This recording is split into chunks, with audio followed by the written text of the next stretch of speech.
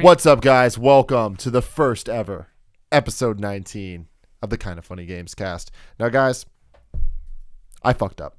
What'd you do? Last week was episode 18. Yeah. This show's legal, and I didn't even make a reference. Ah, the pure one. It's so upsetting. Yeah, Kevin. Maybe you're brought growing it up. up. To me. Do you think maybe you're growing up? Definitely not that. You growing up a little? No. Well, now the thing is, now this is 19, so now this is a whole new thing. 19 is when it really starts to get good. You know? No. Mm-hmm. Okay.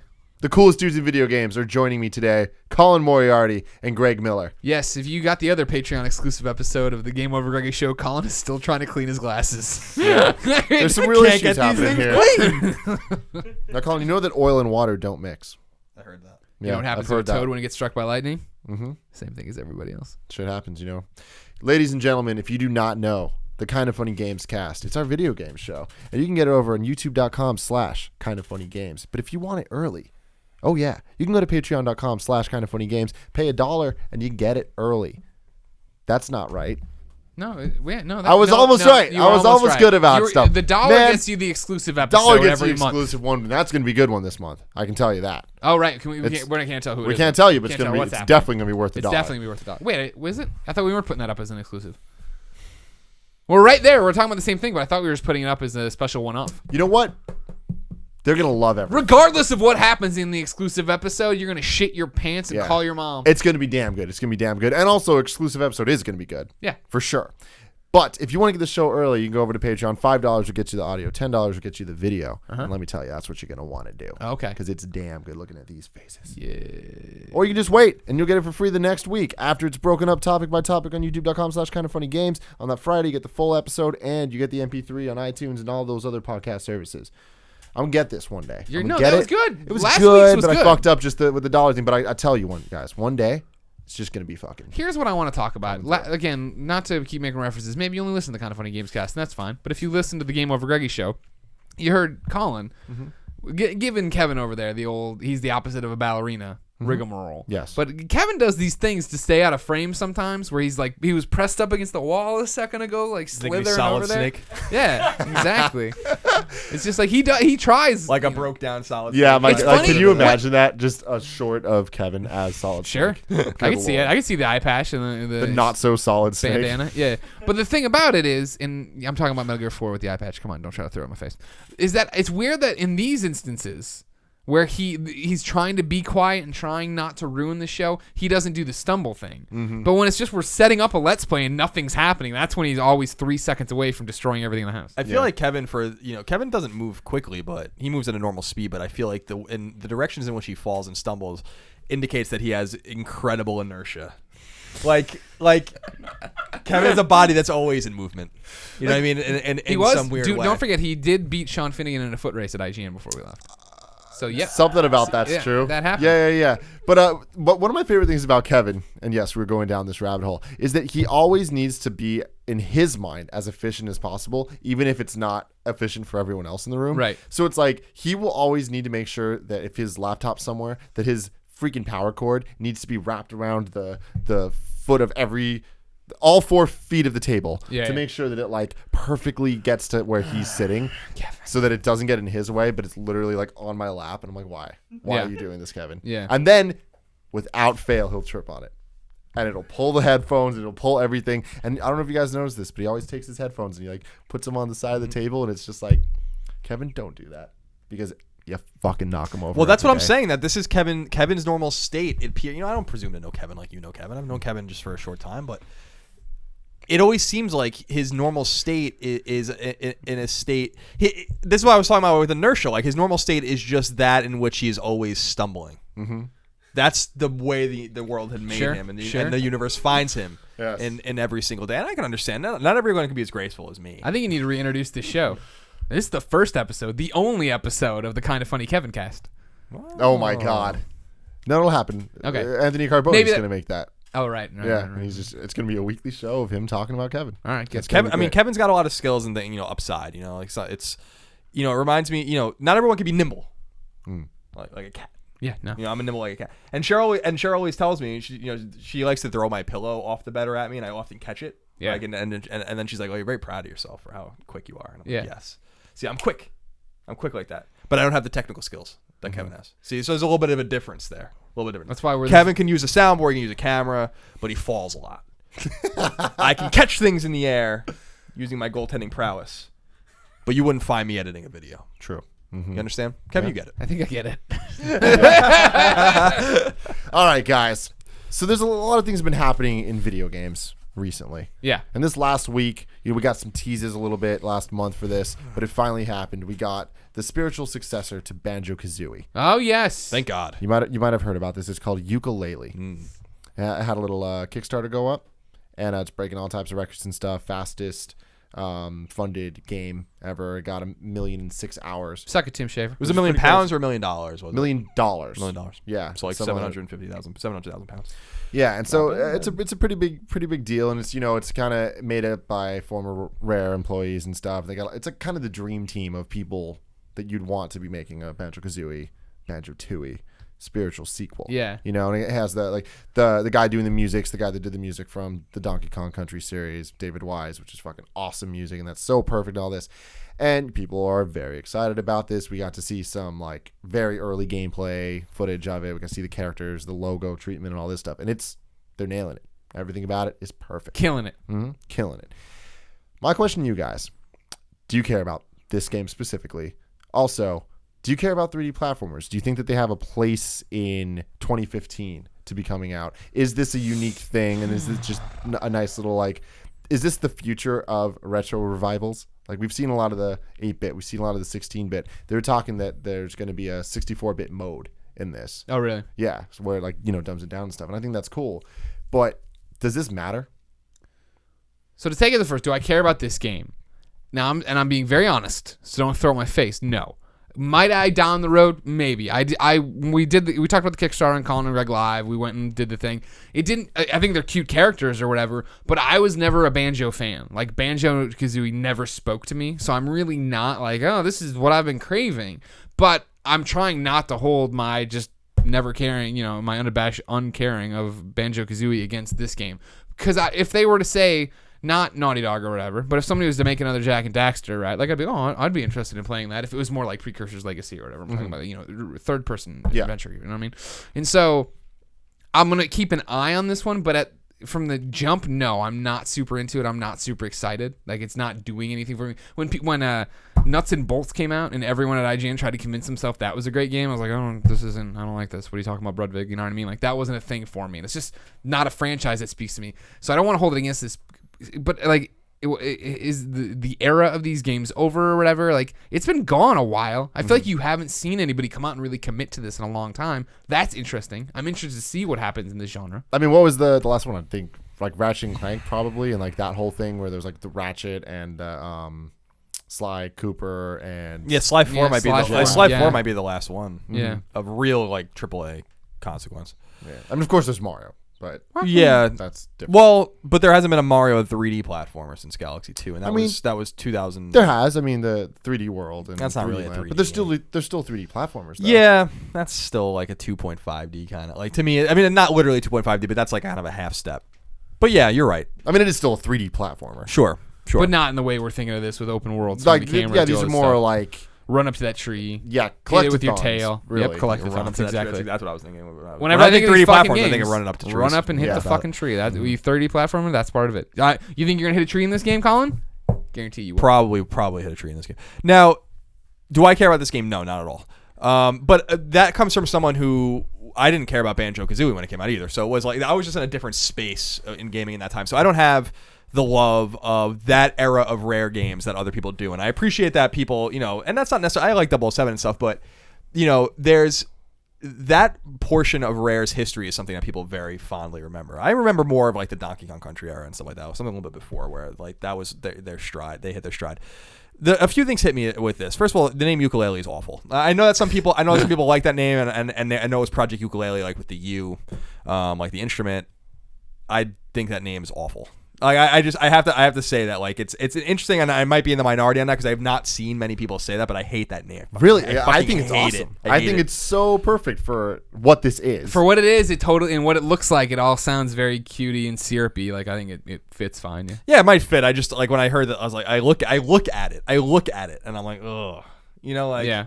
But that doesn't really matter. Games have bad names all the time, and that's totally an opinion-based thing anyway. Are 3D platformers dead, or do they belong anymore? Of course they belong. They have a place. I think that it would be hypocritical of me to say, as someone who doesn't really care much for the genre anymore, and really never did care much for the genre, that I love Mighty Number 9 or something like that, and that has a place, but that's very silly. I mean, I think this is actually going to have, from the Kickstarter alone, obvious as the day is long, this is going to be a much bigger deal than something like Mighty Number 9. So it'd be hypocritical of me to say, like, well, I want all these 2D Shovel Knight-like platformers, and I want my Japanese role-playing games from isometric view and all this kind of stuff, but I don't want, I don't think this play. That's stupid. That said, I think the 3D platform is of a place in time. I think that 3D platformers proliferated in the mid to late 90s because that was the most natural way we were going to explore the polygonal world that we were given for the very first time. So that made the most sense. And until we figured out that shooters and everything else can basically do the same thing, this is what we did. We made cartoony, blocky fucking platformers that people ate up and loved, whether it was Mario 64 or whether it was Banjo Kazooie or whatever it was. And I wonder then what's different, because I feel like you and I came of age in that time when I always talk about the Blockbuster Game Pass when I'd go there and just rent game after game, and there were so many of these, and I feel like that's why I'm satiated. I don't need another one of these, you know what I mean? I'm not craving this because it's come and gone already for me. And even Ratchet and Clank, right, where I'm like, A Crack in Time is probably the best Ratchet game ever. And I couldn't even fucking get through it because I was so sick of Ratchet and Clank. Not even the genre, just the fact that there were so many Ratchet and Clank games. You know what I mean? So I'm just done personally, and I wonder where we get into the people. I know Marty over at IGN he's been wanting this. He loves these kind of games. This is what he's into. You know what I mean? He's super stoked that it's back. And it's just that interesting thing. You can never say why somebody likes something and the other, but this is something that I liked these kind of games. I enjoyed these kind of games, but I closed the book and pushed it away, whereas other people are still craving. Yeah, I mean, I guess that's me. 3D platformers that's my genre. You won't buy a Vita until Crash is on there. Crash Bandicoot. That's one of my things, and it's just I love that so much in 2D platformers as well. But 3D platformers, I mean, that was growing up in the 90s as a kid around 10 years old. That's perfect. You know what I mean? There was so many, whether it was Banjo or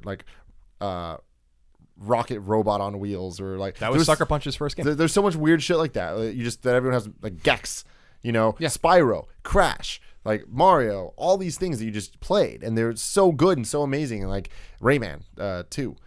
And it's we haven't seen that for a while. 3D. Yeah, all the arguably the worst game ever. But there's so many games. But for me, I think one of my greatest regrets when it comes to gaming is I never played Banjo ever.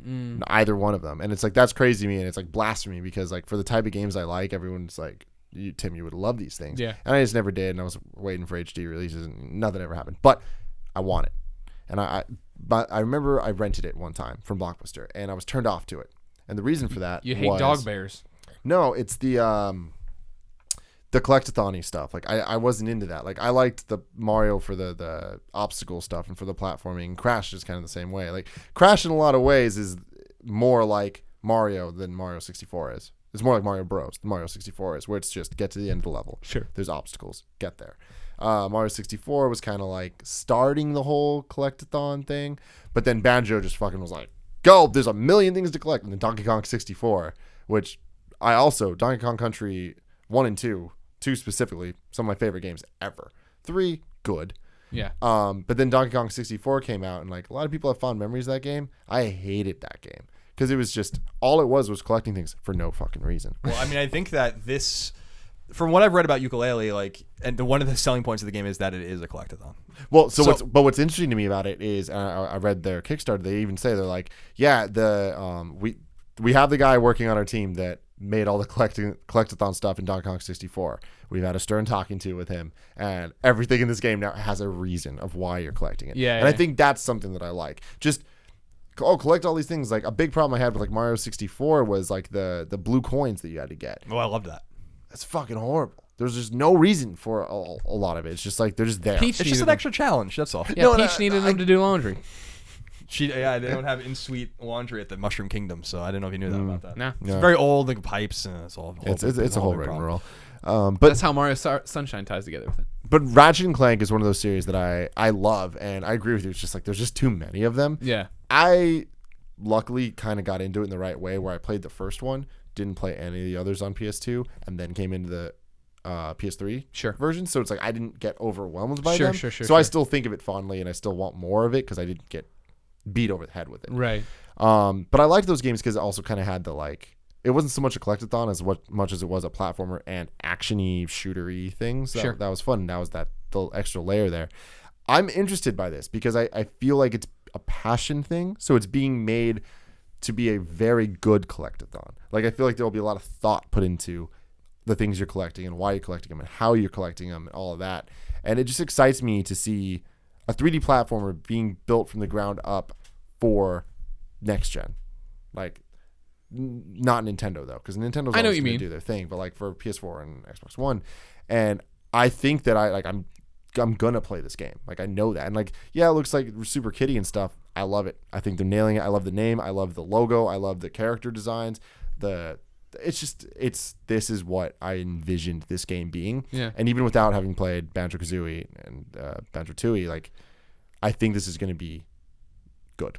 I'm shocked that you're so excited about it having not played Banjo, because Banjo's a really well-remembered game, I think for good reason, again, from the kind of golden era of what Rare was doing with 64 when they were still kind of in the fold.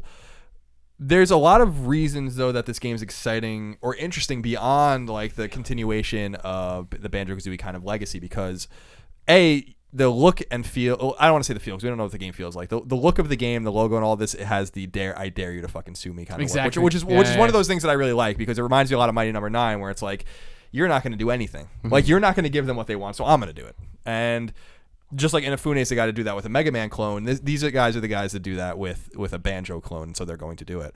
The other exciting thing is that a lot of these guys peeled off of Rare a long time ago. So, Rare has been owned by Microsoft and has been ruined by Microsoft for quite a while now. But if you look at these guys' credentials, like these are the guys that worked on like the deep cut. And I don't want to say deep cuts in terms of like their obscure games, but the deep cuts in terms of like how long ago some of these guys were working on Rare games, whether they're Donkey Kong Country, which started in like 94, 95, or whether you're talking about the N64 games, which concluded in 2000. So these guys have been peeled away from that era and those kinds of games, some of them for a long time. Yeah. Some of them, though, going all the way up to some of the last good Rare games like Viva Pinata, which people love. Yeah, and that was, Viva Pinata was, I would say, people do love that game, and for good reason.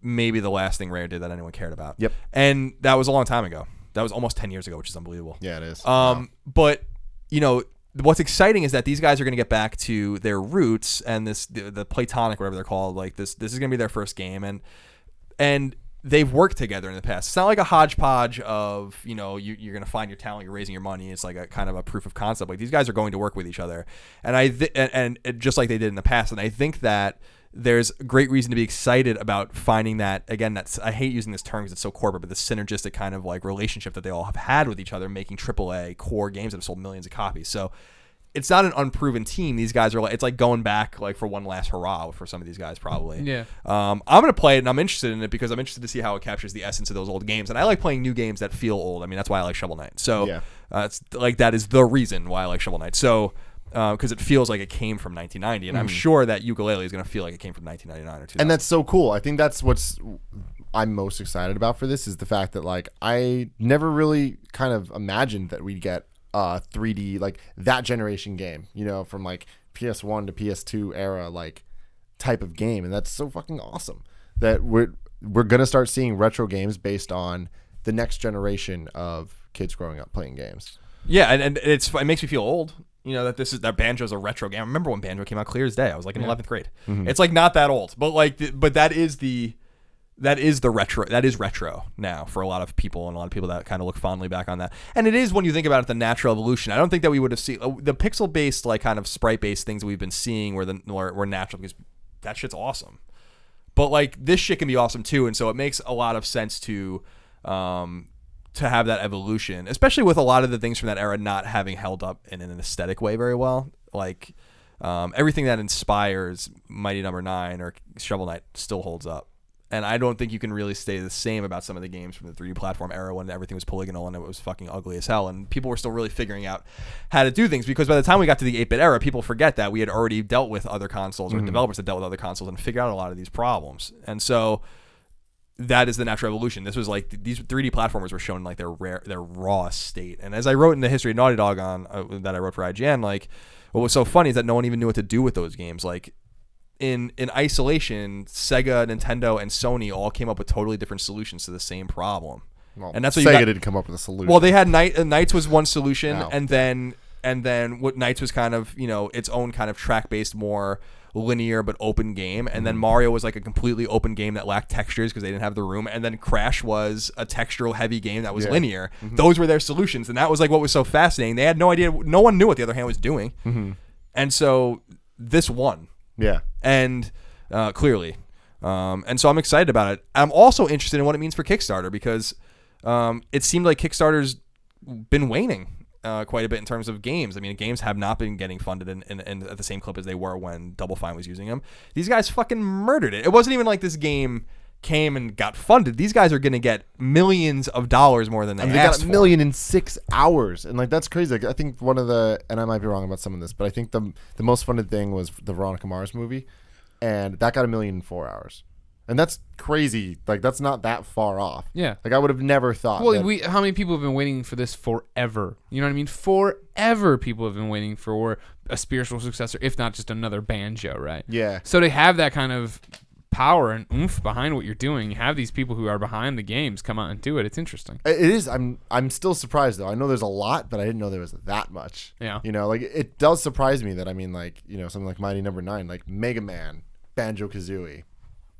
I wouldn't necessarily say Banjo's the bigger game. You know what I mean? It's the more relevant game, though. It's funny how we've seen this evolution in terms of, like, Mighty is a good example where, Mighty Number 9 got a substantial amount of money. And it took time, but they did it, and Inafune did his thing.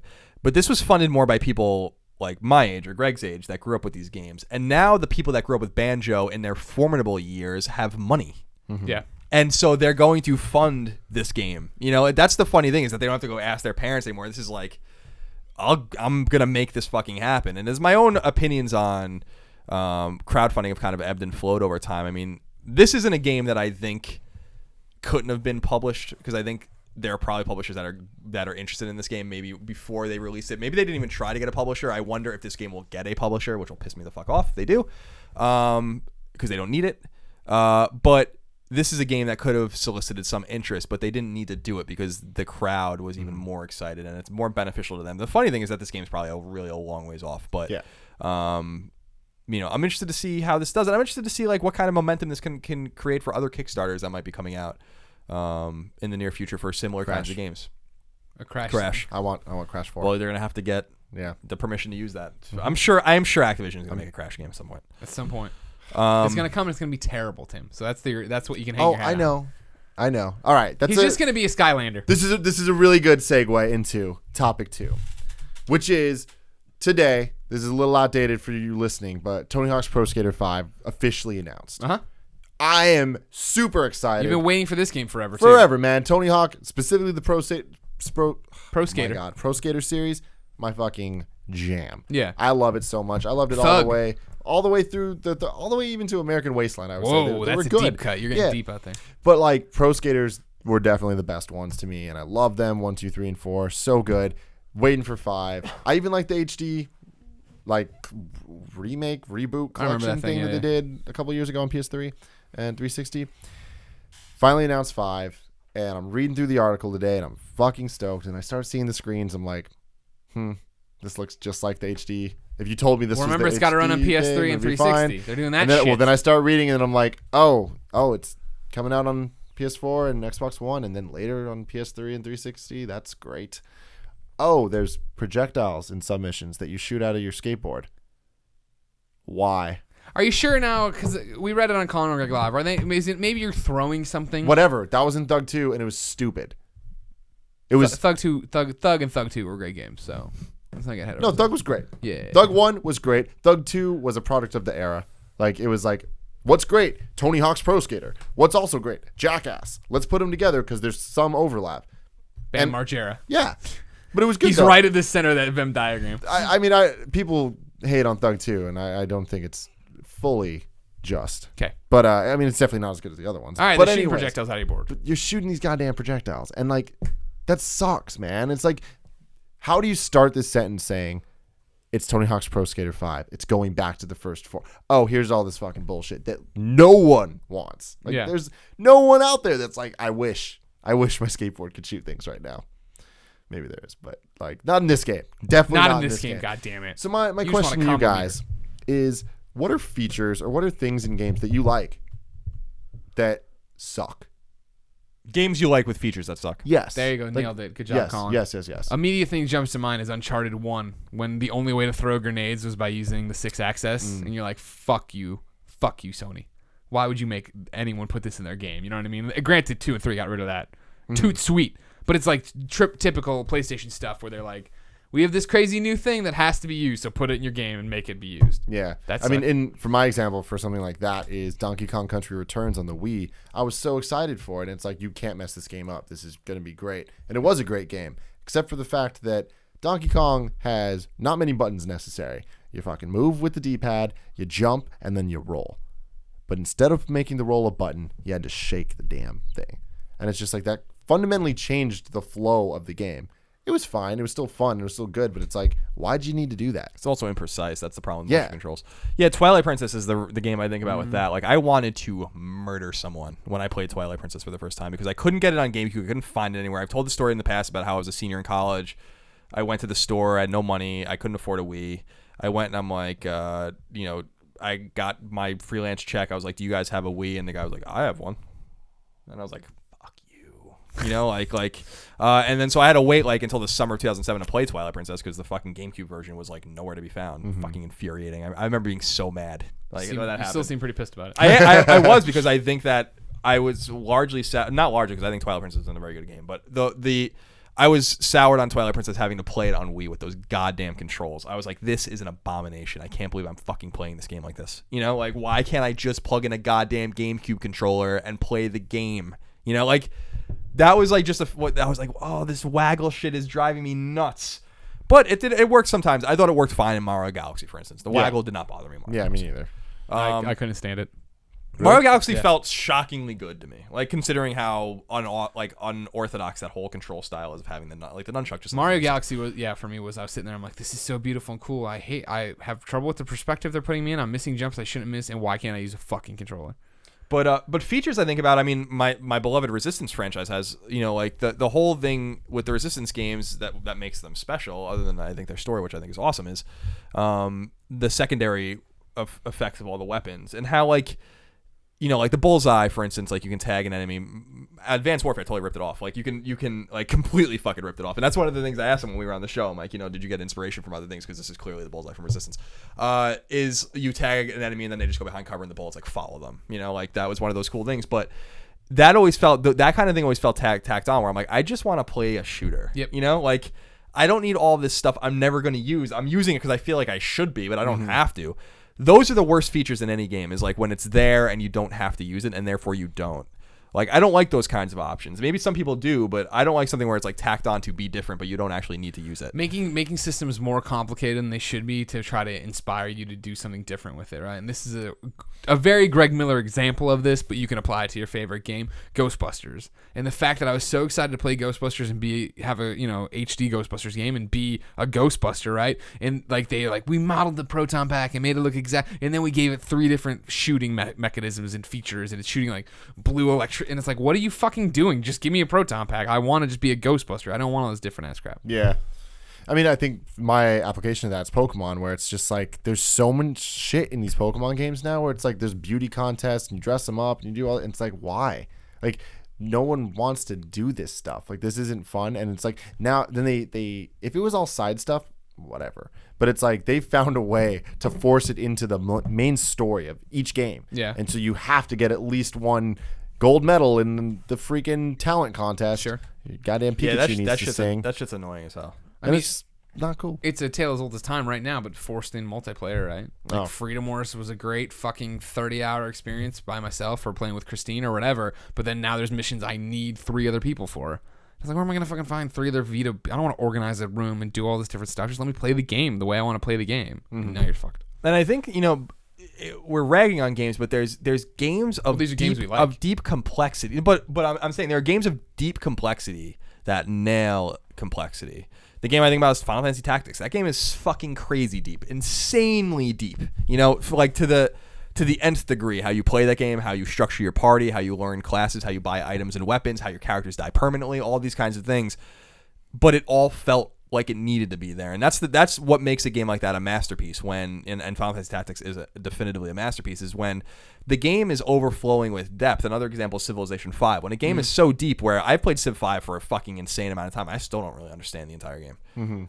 Like, but you know it's all there and it makes sense. And when you meet someone like we met with Sid Meier or whatever, it's like this guy just knows what he's doing, and it all makes sense. And there's a complexity to it. With something like Tactics, I think about Tactics Ogre, where it's like deep on a class-based system, deep on a grid-based system, the turn-based systems, the weapons and armor, the magic, the way your characters evolve and level up and stuff like that, and it all makes sense and it all fits. That's the beauty, is when a game is so systemically complicated, yet it works together like a beautiful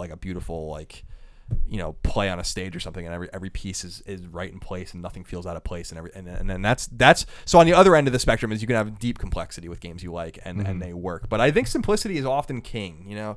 We think about Mario World, for instance, on Super Nintendo is not that different from Mario 1. It has more stages and you have a few more powers, but basically the game's the same. They're very familiar. If you could see one in the other, if you can show Colin in 1988, Mario World in 1991, you would understand how to play the game. Yeah. Small iterations are often better like that, and I think simplicity is often king, and that's why a lot of the games that we love most, I think, are the simplest. And I don't mean simple in that they're easy. I mean simple in that you can understand them, and you wrap your head and it's the rigors of playing them that can be difficult. Yeah. Not the complexity of the systems. Nintendo's good at that generally. Nintendo's very good at that.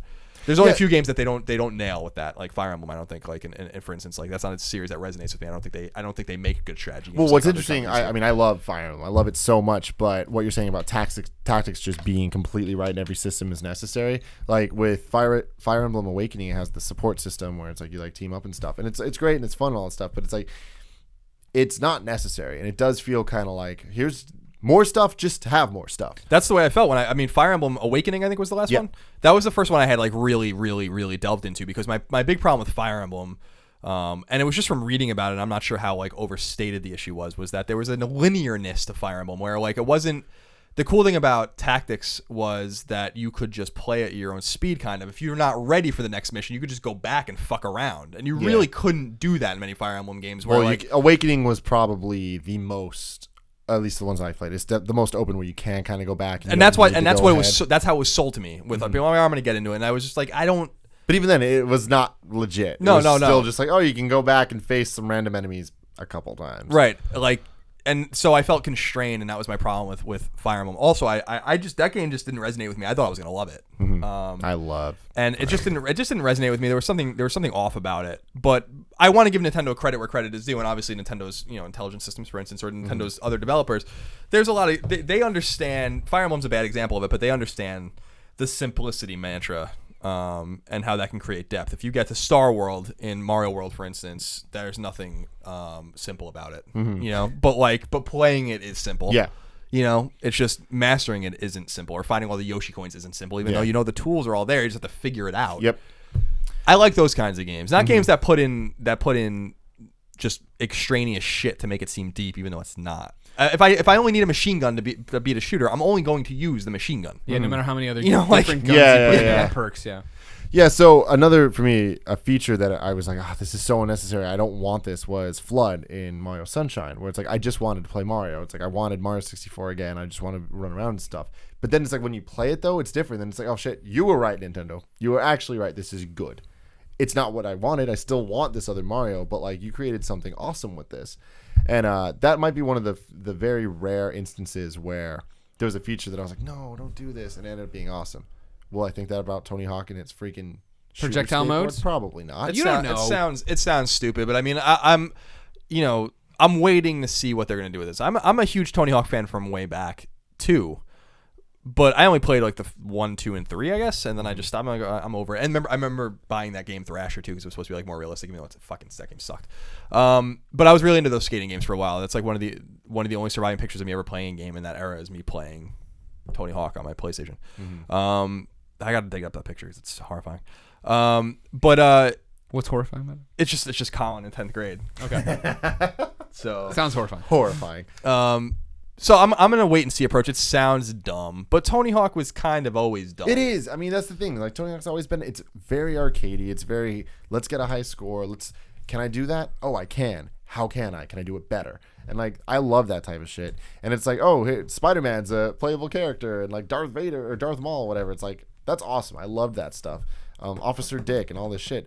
But like getting that again, I want nothing more than that. Because I'm that type of guy. I just want the experiences I loved again with a shiny new coat of paint. But then I look at this coat of paint, I'm just like, oh, this looks like the same PS3 HD game that I played a couple years ago, and the physics were slightly off. Yeah. And it's being made by the same guys, the Robomoto. And they're like, we had a hit before, we'll make it a hit again. And I was just like, I mean, here's my thing. For all the shit that I'm talking, I'm going to play this game. I'm going to platinum it for all intents and purposes. You're not going to platinum it. I might. No. I mean, I might be wrong about this. You got to see the trophy. Don't commit until you see the list. But whatever it is, I tried platinuming the HD one just because like I really like this stuff. And I might have done it. I might be wrong.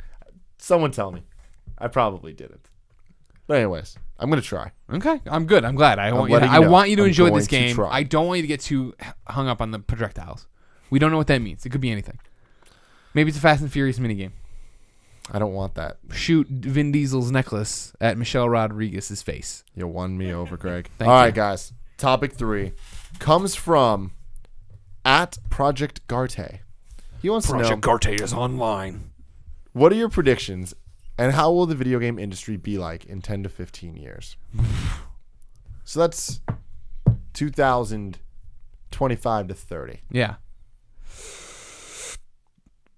That's a long ass time. You can never. I feel like it's so hard to make those. I mean, everything's gonna look prettier. Mm-hmm. There will be prettier games for sure.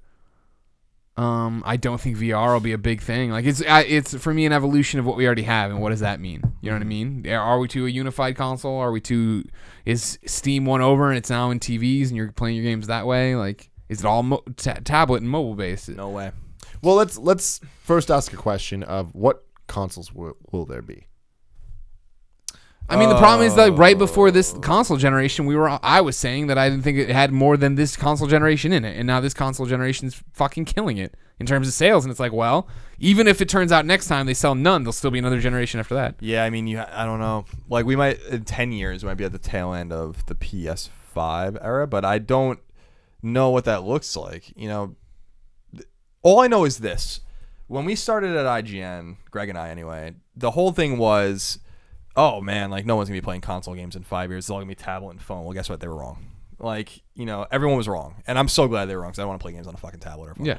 Now, it's not to say most people are. If you encounter anyone who plays a game is playing on a phone or a tablet, but that is not the driving force of a majority of the industry in the sense that there's a few companies that dominate that space and no one else matters. You know, so.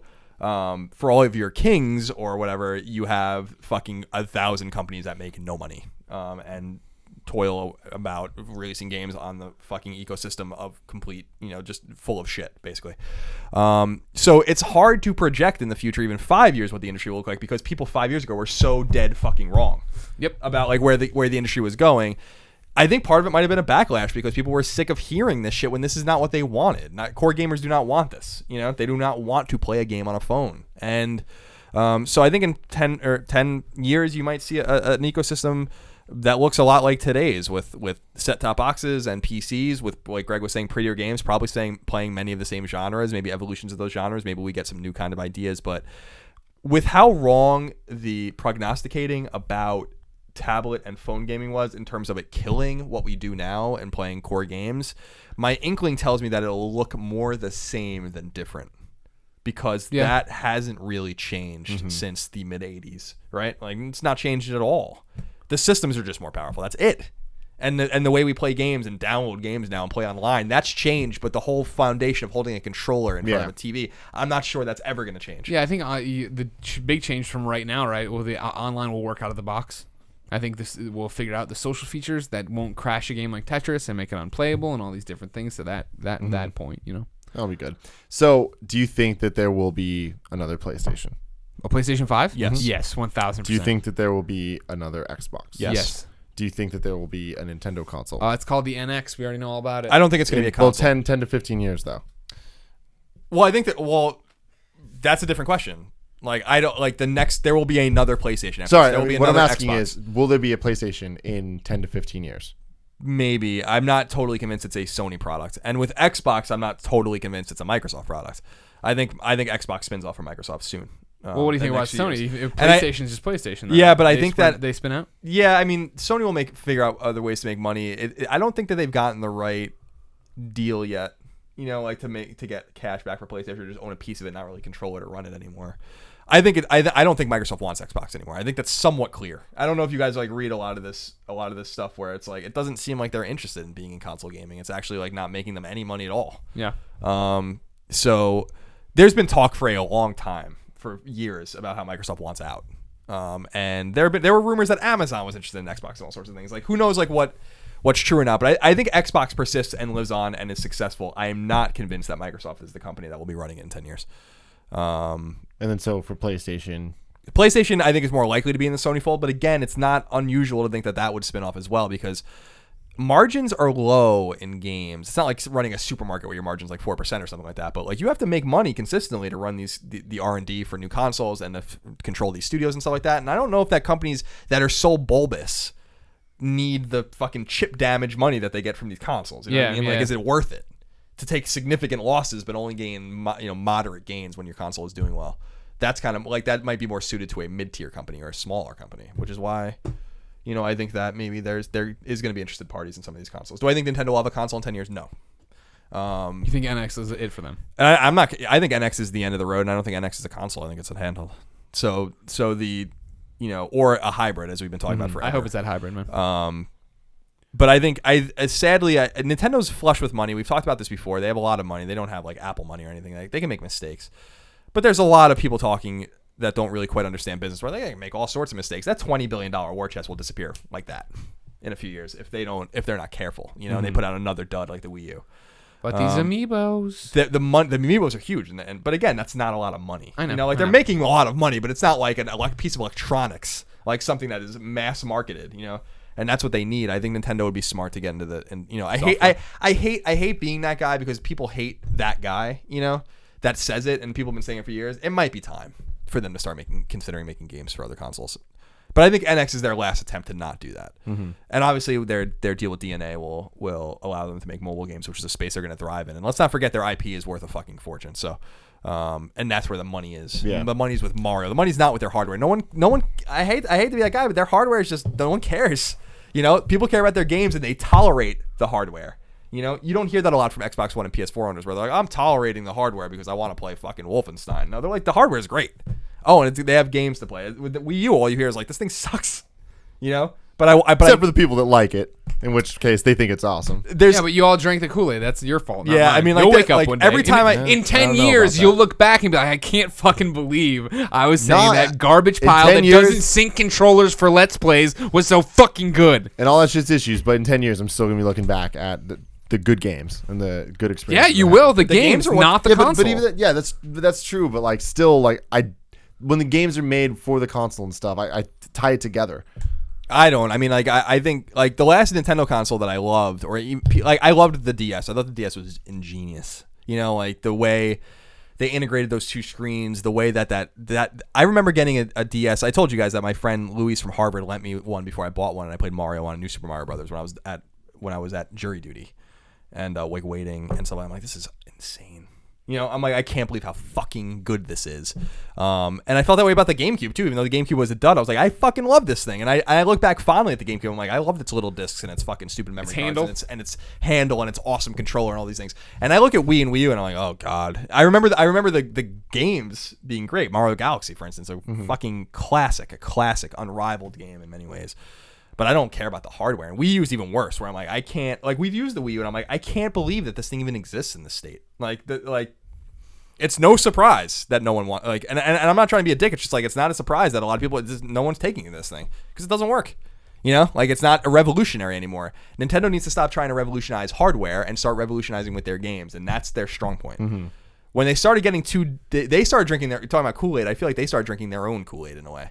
Being like, well, we innovated with the Wii, so the Wii U has to be another innovation. Yeah, it's like innovate the name? No, just add a U. Everyone will get it. And the DS was a revolution too, and I feel like they just and then they added 3D to it, and it's like, oh, like Jesus Christ, like you could have just called this DS2, and I would have been all over it. Just they they're an interesting company. They're the ones that are going to look much different in 10 years. I don't know that PlayStation and Xbox as a brand will be too unidentifiable. I think Nintendo might be unidentifiable for better or for worse. They might be even more flush with money. I can't wait to see how much money they make when they actually go with DNA and make these fucking mobile games. You know, it's going to be insane how much money they can possibly make. So moving on from that then, what about Apple? Do you think Apple will have a dedicated gaming console? No, I don't. They had one. But you know, in the mid '90s, and it didn't work out very well. But that was a different. That was a different Apple. The Pippin. And that was when they were. That was at the same time they were doing like Newton and all these like things that didn't work. But they were kind of ahead of their time. Newton was quite ahead of its time actually.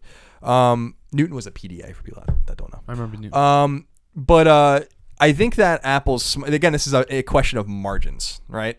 Apple makes tons of money with hardware.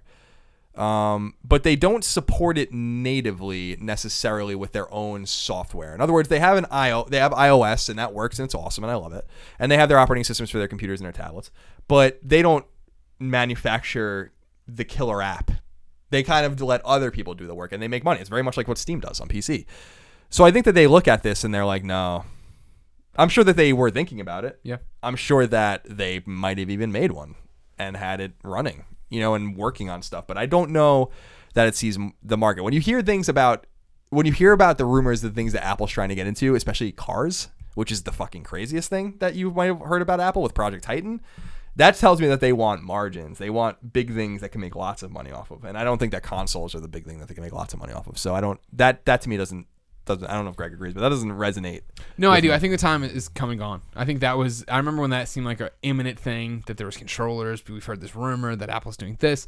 And the fact that they haven't acted on it yet means they're just not going to act on it. You know what I mean? Like, I still think the best case scenario for it, right, is them being like, all right, we see what Google Chrome's doing, so we're going to figure out with the next iPad, iPhone, whatever, iOS, that we have a dongle that we support that you put in your TV's HDMI, and whatever you're doing on your tablet gets projected up there, or phone, right? Mm-hmm. And then it would be game makers, again, who are making the products like you're talking about, right, that are doing cool things with it and using it in that sense, and then kind of as a byproduct, Apple's in the console space when they really aren't. But that, what we're describing there, is what I hope the NX is. Where I hope it's a great fucking awesome controller I hold and I can take with me and play most of the games, some of the games, some part of the games on the go and come back and put it on the TV and do all that other stuff. Mm-hmm. Yeah, it'll be that's the NX is so fascinating because for the NX to work the way we want it to work, they must technologically revolutionize consoles and the way we play traditional games in ways that the others have not. And you don't expect that out of their R&D today, you know, because they don't make powerful hardware anymore. And the NX better be fucking powerful. You know, like I'm so sick of the whole like the power doesn't matter. It does matter. But that's the thing right now for what they're doing. Think about it. The power doesn't matter because like you're saying they're not known for powerful hardware, right? Which works out in the fact that every year or every generation, we'll say, PlayStation and Xbox get meatier and beefier and do more and more, and they need to, like. There's no way to put the Xbox One stuff guts into something I can take with me, right, and play the game somewhere else. If Nintendo's like gonna do the whole thing, we're marching to the beat of an old drummer. I like how the Wii didn't go to HD when the Wii came out. If they do something like that, then maybe there is that chance for parity where it doesn't have to be, okay, you're playing this Zelda RPG on your screen with your NX. Now you're leaving, so Link gets into this thing and goes to a different dungeon. You can only play dungeons on your NX handheld without being connected to the device, right? Mm-hmm. If they boil it down to where it's not blowing your socks off, but it's awesome games that can be on your TV, can be on the go. That'd be interesting. I hope that's not the case. You might be right, but I hope that's not the case. And again, it's all like conjecture. No one has any idea what the fuck that thing even is or means and when we're gonna see it. I guess we'll see it next year, but I know it won't be out next year. But it's you know, Nintendo frustrates the shit out of me, man. And people that watch the show listen to us know like that because they're always so close. You know, like they're like. That's the thing that bothers me is that they have some of the best developers in the world, some of the greatest minds in the world, a lot of business sense, and they just strike out with the hardware. You know, like playing the 3DS is tough for me because I'm just like, why is this so weak? Like, why does it have to be like this? You know? Yeah. And I feel bad for their developers because it's like they certainly want to make games that look better than this and play in a more revolutionary way, and they're not given the tools to do that. And that's really frustrating for me as what I always say as a lapsed Nintendo fan, where it's like it wasn't always like this. I want the NX to be so. When I see the NX when it's at E3 next year, or whatever, I want it to be fucking awesome. I don't want it to be confusing. Remember the Wii U rollout? How nonsensical that was when everyone was like, "Is it a console? What is this? Just a gamepad? Is it a controller? Is it an add-on to the Wii?" I hope they're learning. I think they're learning. I don't think that Zelda's delay, for instance, has anything to do with NX. I think that a lot of people think that like it's because it's going to be a crossover. I don't think that's true. Maybe I'm wrong. I think that will be a Wii U game. It'll be the Wii U's last hurrah. Yeah. I want them to start fresh with a new foundation and a new set of engines and give their developers something to be excited about. Give third parties something to be excited about. They must have third party support. I don't care if people think it matters or not. When they didn't have third party support, their consoles started to fail. And when they had third party support, their consoles didn't fail. NES, SNES, and Wii all sold through the roof. It's because they all had plenty of third party support. And 64, GameCube, and Wii U don't have third party support and do not sell. There's a direct relation to those two things. It's undeniable. So there's all these things that matter, and if you want your games to be cross-pollinated with the consoles that exist now, you must make a powerful piece of hardware. So, is there anyone else that has a console? Amazon or someone like Activision or something like that? I think Amazon's imminent. I'm curious what they're going to do. Amazon has a game studio. No one knows what they're working on. They hired a fucking shit ton of people from other places and paid them a lot of money, and I don't know what they're doing. I don't know if Amazon's going to publish games. I don't know if Amazon's going to release a console. I don't know what. I don't think Amazon might release a console because they did try to release their phone and stuff like that. They will for sure. They seem bullish enough on all that, and they're still building to that point where it feels like Apple built past it. You know what I mean? That makes sense. Amazon, I feel, still has that chip on their shoulder. They want to be in that market space. Yeah, people have been awfully quiet, and rightfully so, because they're probably under NDA about what is going on over at Amazon. But I feel like it's just going to go the way, not as disastrously, but more of an ooh-yah. Of like, it's this thing that comes out and like, oh, interesting, kind of like Amazon Fires. They're just like, oh, that's interesting, but like, cool. Yeah. I don't need that. Do anything for the market. Yeah. Do you think any third party though, like Activision or something? No, there's no way. That's over with. Those There's days no are way. gone. There's no money in hardware. Like that's the point I'm trying to make, is that for these mega corporations that look at the bottom line, making 5% of your money back might not be good enough. And that's where I get kind of the whole Xbox vibe, where I'm like, I think that they want to spin Xbox off. And those rumors again have been circulating. People can read and Google about that. Those have been circulating for a long time. Northeastern's calling me, asking me for money, probably. So I don't think the console space is a savory place that you want to be necessarily if you're not already there, because also carving out your niche and like carving out your name means something. Remember that when Xbox was introduced in 2001, that it was nothing. No one cared. It ended up edging out GameCube, but it was quite a fight. And meanwhile, PlayStation 2 just put them both away. It's because PlayStation had time to establish itself. Just like when PS1 came out, it came out at a time where in the in-between space where there wasn't any competition, something Sega tried to replicate with the Dreamcast and it didn't work. So it's not wise to enter this space unless you have all of your ducks in a row, and that means having a dozen plus developers. That means like having your own IP. That means having exclusive deals with established third parties. And I hate to tell you, it's like an old boys club, man. It's Sega, died, and then, or they're alive, but they died as a console, manufacturer, and it was just up to these three other guys, and they have all their entrenched interests and their entrenched relationships, and it's going to be hard to break into that stuff. And those are the things that really matter, unless you were going to put billions of dollars behind your marketing and all of that kind of stuff, and like getting your games out and giving people great deals and stuff. There's no room for anyone else, and I don't think you want more people involved in the hardware manufacturing. That's the least important thing. It's who's making the good games. And when it's back to the Yooka-Laylee topic with Playtonic, where it's like they're making the game. They're making it for everything. I mean, if you talk about it, right, I'm sure third party and the publishers, you're asking if they're going to get in the console market. I bet they want it all to fall away. They want it to get to just being a PC thing or whatever, one unified platform, so everyone they can focus on one SKU and not jump through all these hoops to make it work and do all these different things. Yeah, God, that'd be so awesome. All right, guys. Monopolies never end well, do they? It's not going to happen anyway. I would love it. The unified console thing is tough just because it means that the two of the three must die. Yeah, basically, like for them to go away, or just bow out gracefully. And Sony and Microsoft are not going to bow out. That's gracefully. Not happening. So like, I just think there's too much bravado, and rightfully so. I think Nintendo is the one that's going to maybe, and it's not going to be a Nintendo pride thing either. It's going to be Nintendo like looking at the bottom line, and being like, man. We can make a lot of money just making these fucking games and partnering with, again, and I've said it before, like, I think they partner with Microsoft. I don't think they partner with Sony. And saying, like, because of the bad blood going back to CS and all that kind of stuff in the early 90s, like, wow, like, we can just fuck the hardware and make Mario for Xbox. Well, so that's the thing, though. You're saying the two of them need to die in order for there to just be one. Do you think that Nintendo exclusively making their games for Sony or for Microsoft is enough to kill the other one? I think it's I don't think it will kill them. That would be a revolutionary thing. That would be like one of the craziest things that had ever happened in games in the world. Like if Nintendo went third party, that would be crazy. And if they were like, we're gonna make PlayStation and Xbox games, and we're gonna release on it. If they were like, we have a 10-year partnership with Xbox, that would I couldn't even think of news bigger than that. Yeah. In the gaming space, like that would be insane, and Sony would be in very bad shape. Mm-hmm. They would sell and they'd have their hardcore fan base, but you suddenly, the numbers stop getting so big. The console that people bought just to play those games suddenly all go to this other place. It's like a dream. It's so funny because it used to be kind of talked about very quietly in like 2008, 2009, 2010. Like, oh, maybe Nintendo should just stop. Yeah. And now it's being talked about louder, and now people are getting more excited about it. And now people are like saying it with gusto, and maybe it'll happen. I don't know. What's interesting? Kevin just texted me. He said NX, Nintendo Xbox. Oh, if Kevin's right, everybody remember this episode.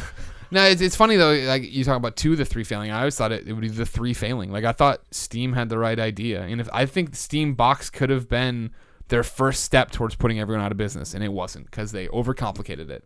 Well, they don't want to make hardware, right? Exactly. So them. here's 14 versions of a Steam box. I'm like, well, no, fuck, that's not what people wanted. I don't blame them, though. They need an easy solution. Well, I'm just saying what could have happened. That could have been the unified platform. If you would have done it this time, put it in down, gotten people behind it, and then slowly built on it so the third generation is accessible and easy and everyone can understand it. Yeah, I wonder. Yeah, Steam was the only one that could have disrupted. And again, I hate that Silicon Valley fucking term, but they could have disrupted the entire industry with a unified, like a one platform that was made by Steam for Steam. Yeah. But they're wary, even with all their money, of getting into the hardware business. That tells you all you need to know about how complicated it is. Steam had the most to gain, and were probably almost guaranteed success. And people who are entrenched in gaming. Yeah, and they still didn't want to do it. Yeah. So I mean that, and it has people like Nvidia like jumping all over it that like will never break in. So it's which is like what everyone's like, oh, well, the Shield or anything. It's like, no, like, don't you understand how complicated it is to get into this fucking industry, and like make a console and get people to give a shit about it and create legacy. I was holding out for Mad Cats, man. Mad Cats, they're always a step. Well, they're publishing. I mean, Mad Cats is say what you will, they're evolving as a company. They're evolving into Mad Tigers. Damn. All right, guys. Final topic for the day, as always, comes from the users. If you have a topic, tweet me at Tim Gettys, like the Ghost 6 did. With Inafune's Mighty Number 9 and Igarashi's Castlevania successor, do you guys see Kojima making an indie Metal Gear follow-up? Yeah, I can see that. Lord, I would love I can see going either way, where he does that or he just does something completely totally fucking different, crazy with robots. Yeah. You know what I mean? Like, and either way, I mean, I'm in. Yeah. But the idea of a fresh start on the ideas of Metal Gear and what made Metal Gear good. Right. But in 2015 or 2016, 2018, whatever the fuck. Holy shit. That sounds so good. Yeah, wipe away all the story that keeps so many people away from it. You know what I mean? And bring it in. Like, all right, we're starting fresh. You're this guy. You're a super soldier. Let's have some stealth gameplay. But like, there's still like not the codec, but something like the codec, and there's not the like the Metal Gears, but there's something like the Metal Gears. I would love that. Yeah. Yeah, I think that I don't think Inafune and Igarashi are different than Kojima because all of them started making games around the same time, the mid 80s, but they're all basically peers. But Inafune and Igarashi had to go in a different route because their stuff became more niche and like their what they were doing became more suspect in terms of a money making proposition, which is why they had to go to Kickstarter. Or presumably, I mean, that's the rumor about Igarashi. Who the fuck knows what he's going to do? But Inafune went to Kickstarter with a lot of success. Kojima is going to go to a AAA publisher. Like I feel it, like I know it. Where do you feel it? In my balls. I feel it in my balls. Like good. Kojima, I've said it before. I said it on my video. I said it on other things. Like Kojima can do whatever he wants. It's different, like Kojima is a name, and I love Inafune more than I love Kojima by far. But Inafune isn't a household name with gamers. Kojima is, as someone wrote, I don't remember who, saying like he's like the only guy that still puts his name on his games. Like Kojima presents. Inafune doesn't do that. And he's going to have such great opportunities that Inafune and Igarashi weren't provided, especially because he already has deep connections to the Western publishing world. That Kojima's going to land at EA or Activision or something like that. I'm going to be really shocked if he doesn't land at one of these big publishers. But say he does that, does he make a Metal Gear clone? Maybe. I hope not. I think that I don't know that he wants to do that, and people forget that he made other games, so it's not like that's all he can make. I mean, he made Zone of the Enders and stuff too, so it's, you know, he has other ideas. He wants to do other things. He's always talked about an eagerness to not make Metal Gear, and you often have to wonder if he really even wants to make these fucking games, you know, or if it's just like he has contracts and he has bills to pay and they're paying him lots of money. At some point, if you're Kojima and they're paying you $2 million a year, whatever the fuck he makes, I'm sure he makes a lot of money.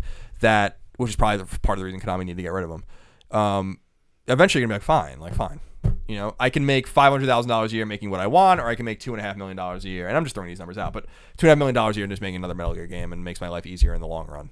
I'm sure he's pent up with fucking ideas, and I'm sure the conversation's already happening. Like that's the crazy thing, and like you wish you knew like who was talking to him and the people that is, you know, you can imagine a company like Activision sending a whole group of people out to Tokyo to talk to him. You can imagine EA courting him eagerly, saying like, "We'll give you a fucking studio. We'll make a studio." Do you think there's any chance of an announcement at E3?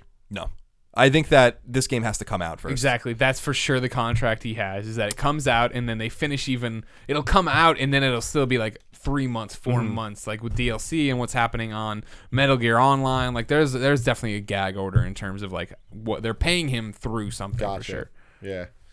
All right. Do the new consoles have a killer app yet? Is the killer app still relevant? Asks Tylker Nope. Tylker. Sure. No, none of them have killer apps, and no, killer apps are not necessary anymore. The evidence is in the numbers. I mean, it's that easy. You know, like the evidence is in the numbers. Yeah. What do you tell your friend to buy on PlayStation 4, right? Like we can name a laundry list of games, and I know Resogun's at the top for Colin, but it's not necessarily like you have to buy the PlayStation 4 to play X. Mario 64. Right. Mario World. Yeah. You know, all that Sonic. stuff. Yeah. Toe Jam and Earl. I mean, imagine. Comic Zone. I mean, think about this. Like GameCube and Xbox, the original Xbox, both had killer apps immediately, and you know, Halo was out in Smash. Oh, so you know, and I think GameCube actually, Xbox I don't intimately know as well. I had an Xbox later.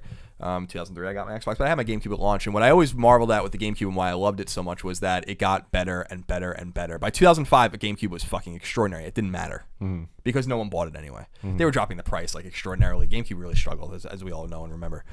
And Xbox had its similar struggles, and ultimately GameCube settled around 22 million and Xbox settled around 24 million. Well, in 16 months, PlayStation 4 has already outsold the GameCube lifetime, which is fucking insane. And it has no Smash Brothers, and it has no Super Mario Sunshine, and it has no Beautiful Joe, and no Resident Evil 4, and none of these games at all. Not even anything close. Right. Yeah. And that's the craziest thing is that it's well on its way. In a month or two, it's going to outsell Xbox, and then it's going to go like keep going. And it's like, why?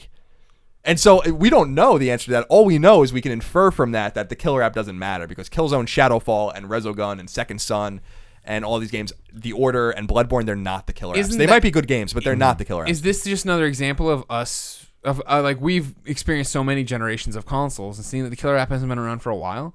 Like you bought your PlayStation 2 because of DVDs, and it made sense that you had a PS2 when Grand Theft Auto 3 came out and Metal Gear Solid 2 came out. Those were your games where you're like, holy I think those were shit. the killer apps, though. But I mean, that was a year later, Tim. That's what I'm saying. It's like. But I mean, I don't think the killer app needs to be a launch thing, though. Like it happened to have been that way for a lot of the consoles. But I do think that Metal Gear Solid 2 and specifically Grand Theft Auto 3 were killer apps for PS2. Sure. You know, and then like it's funny that you say Smash Bros. Because I didn't even really think of that as a killer app. People fucking love that. That's one of I know that, but like Halo definitely was like that thing. But I think that it was last generation that didn't really have that game, and I don't think it ever got that game.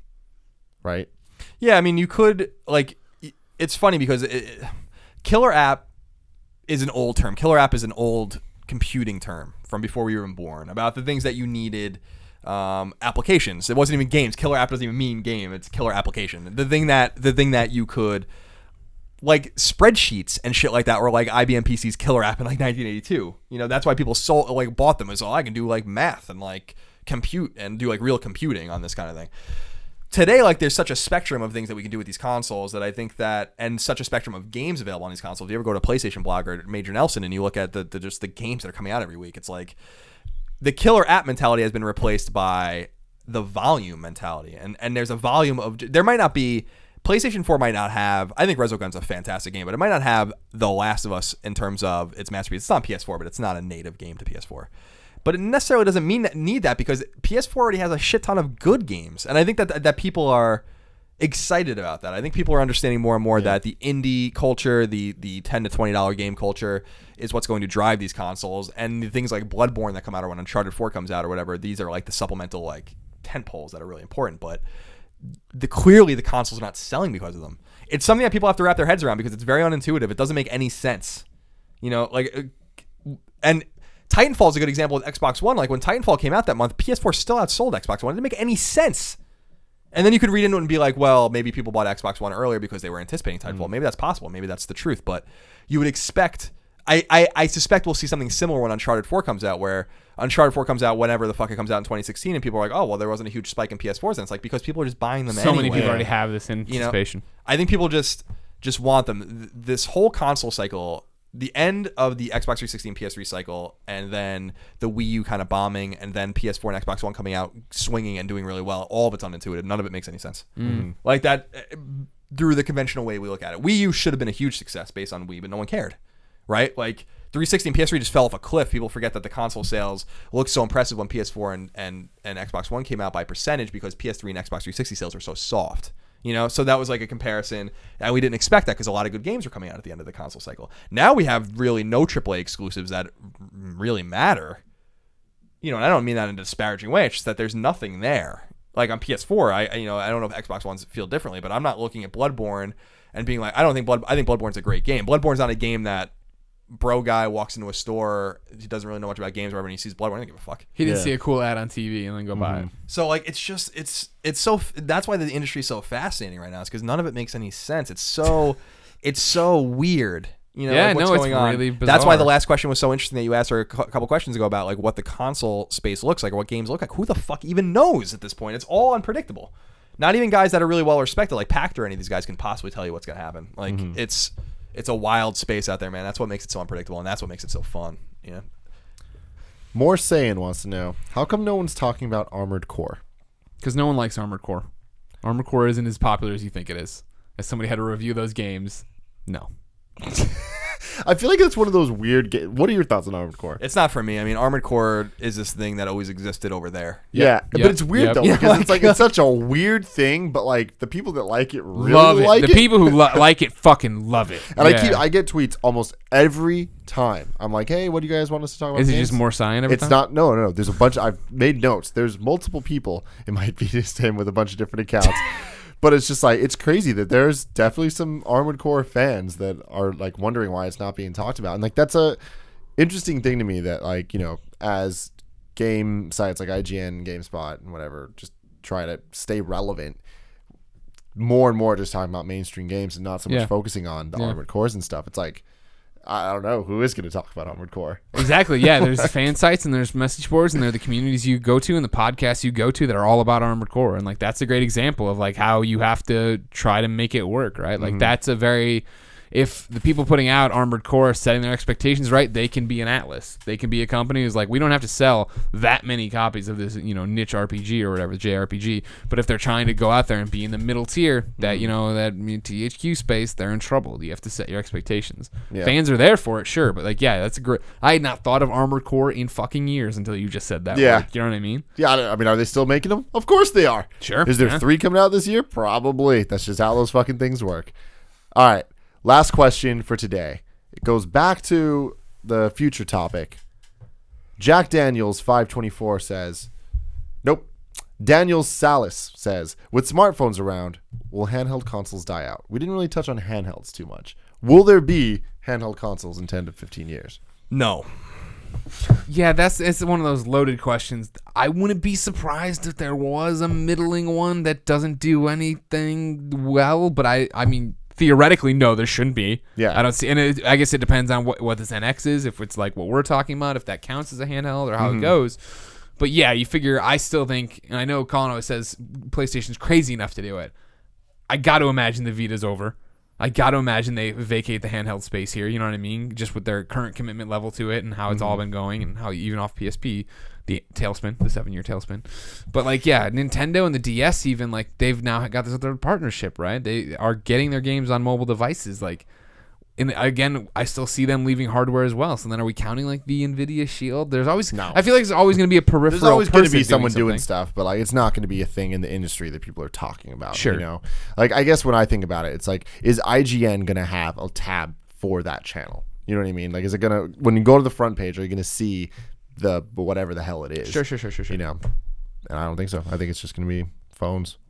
Yeah, I don't think, I was saying before, phones and tablets, people were talking a lot and prognosticating a lot about, how they would affect console gaming or just gaming generally. It didn't, right? Like the effect wasn't there. The effect was there in a more microscopic way on handhelds, clearly and demonstrably. So like the DS was 150 million plus sold, right? 3DS, nowhere near that. PSP 80 million sold. Vita not even close. Like it's just clear as day. Like it's obvious. And the games are better, and the consoles and the handhelds are better, and it's more enticing. You can do more with them, but people don't care. Mm-hmm. And I think that is because of the phone. And I don't necessarily think it's even because of games or people playing games on the phone. I think it's just like people are like, I'm entertained now. Yeah, I already reading got something. Twitter, and I'm just gonna. I'm not entirely convinced that like there's a 1-to-1 thing where it's like I don't own Vita, I don't own 3DS, I play games on my phone. I think it's more I don't own 3DS, I don't own Vita, I have a phone and I fuck around with it. Yeah, I look at my mail, I look at my Twitter, I look at my Instagram. Like I don't need this other thing. Mm-hmm. So I think that while console gaming is stronger than people expected it to be, arguably you might even say stronger than ever in terms of the early sales of PlayStation 4 and Xbox One.